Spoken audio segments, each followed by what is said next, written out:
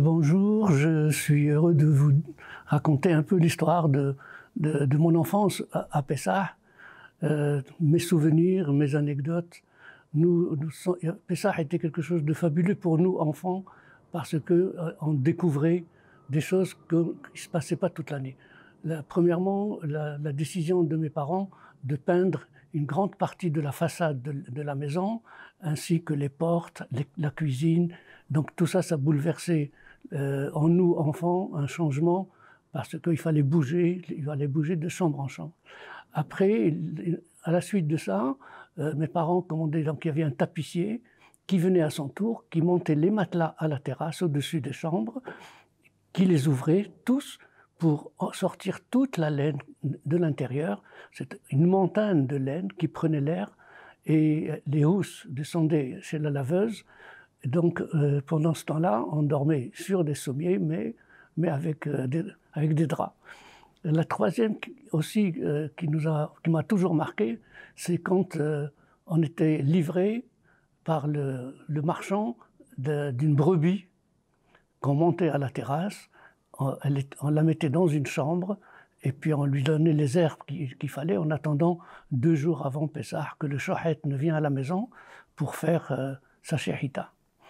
Autre chose qui m'a marqué à moi et à mes frères, c'est qu'à Pessah, comme à Rosh Hashanah, maman nous emmenait dans les magasins pour nous acheter de beaux vêtements, des chaussures, pour nous habiller, parce que Pessah et Rosh Hashanah, c'était important que les enfants soient distingués, habillés, pour marquer la fête.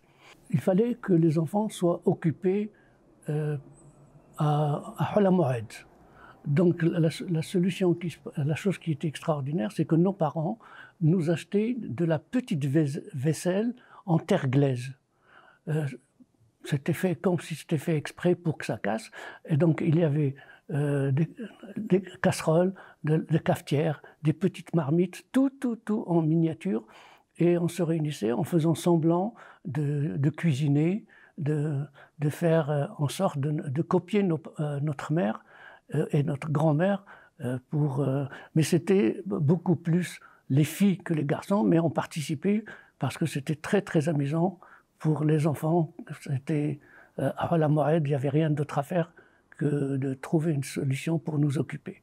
Il y avait quelque chose aussi qui nous marquait à la maison, c'est l'attente du grand bouquet de fleurs. Parce que les fleurs ne faisaient pas partie des rituels, mais à Pessah, les marchands de fleurs du Maroc descendaient avec des camions, ils apportaient des fleurs abondamment. Et donc pourquoi? Parce que c'est avec le bouquet de fleurs qu'on fait le bibilou sur la tête au moment du Seder. Certaines familles, comme les Algériens, eux, ils tournent avec le plateau. Ils font le bibilou avec le plateau.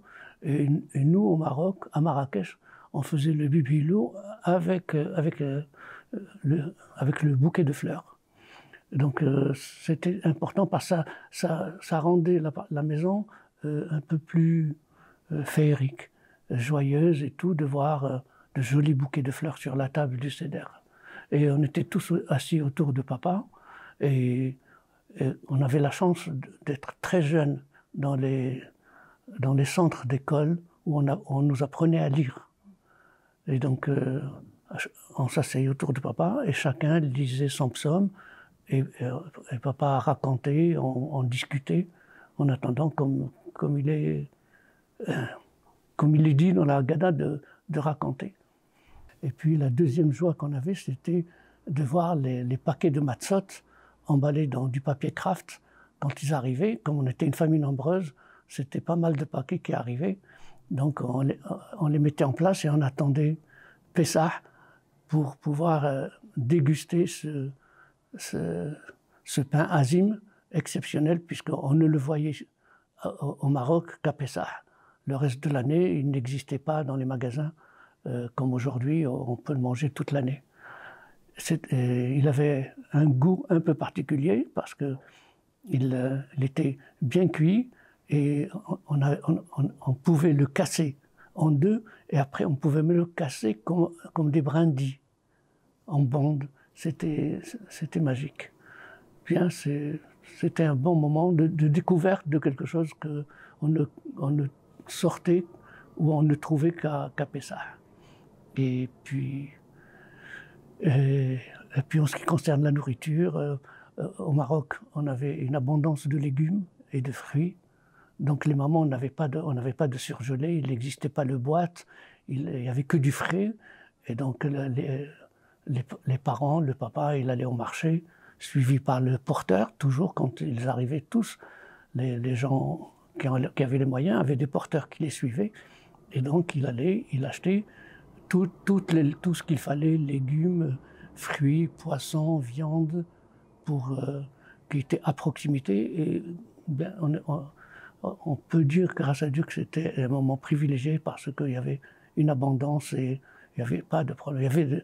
Il existait des familles nécessiteuses, il existait comme toujours des familles pauvres, mais personne n'était de côté, tout le monde était bien logé, il y avait des institutions qui aidaient toutes ces familles, et donc tout le monde pouvait passer un bon Pessah. On avait une coutume qui était très importante, c'était la veille de la Mimouna, le soir quand on a fini la soirée, la Harvit, la prière du soir, par bande, ça veut dire les bandes d'enfants, on se réunissait et on se mettait à chanter de maison en maison pour souhaiter le bien-être, la bonne santé à la famille qui nous accueillait. Et puis après, on allait obligatoirement faire une visite à nos grands-pères pour à son tour nous bénir, nous donner les bénédictions traditionnelles pour la santé, pour la vie et tout. C'était très important. Et puis le lendemain, c'était Mimouna, c'était la grande fête. Alors on allait la même chose en bande, ou alors ceux qui avaient les moyens prenaient les calèches. Et il y avait des taxis, il y avait des vélos-taxis, il y avait des calèches.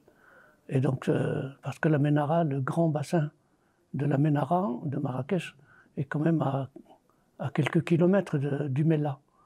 Mais c'était le seul lieu privilégié où toute la communauté se retrouvait pour passer une bonne journée, faire le méchoui, s'inviter, manger et boire,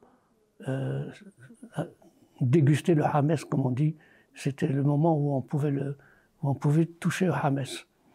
C'était la tradition à table de la veille de Mimouna. Chez nous, c'était les voisins arabes que nous avions. Ils apportaient une miche de levure de pain, ils apportaient un bol de lait, de la menthe et des fleurs. C'était le cadeau que nos voisins arabes qui vivaient avec nous, qui connaissaient nos traditions et savaient comment se comporter avec nous, qui nous faisaient sortir de Pessah, puisque nous, nos parents ne pouvaient pas acheter ces choses-là, puisque c'était encore Pessah. Ça faisait partie du rituel, mais pas de mofleta. Quelques personnes avaient l'habitude de faire de la mofleta. Donc il y avait un seul magasin, je me rappelle, qui vendait de la farine, qui ouvrait tardivement pour pouvoir vendre la farine de façon à ce que les familles puissent faire la crêpe. Ce n'était pas dans nos traditions à nous, les Serfati. Un joyeux Pessah pour tout le monde et qu'il y ait la paix sur terre.